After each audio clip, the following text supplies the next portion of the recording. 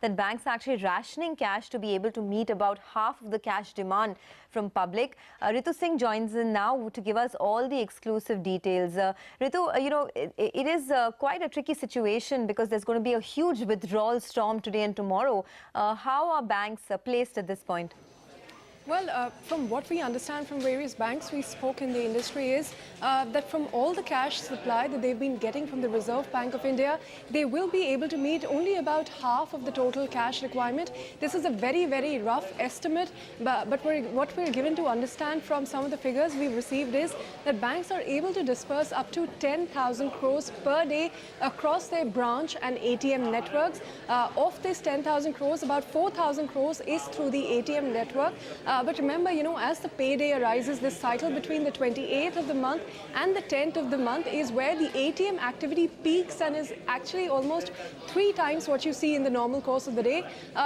Incidentally, also 85% of any debit card transaction is not online, but it is in fact through this ATM network, which again is severely cash crunched. As we understand, ATMs are disbursing only 4,000 crores per day, even though, the government has been stating that ATMs will be recalibrated completely in the next 3-4 days. But the problem is the cash supply, which remains very severe.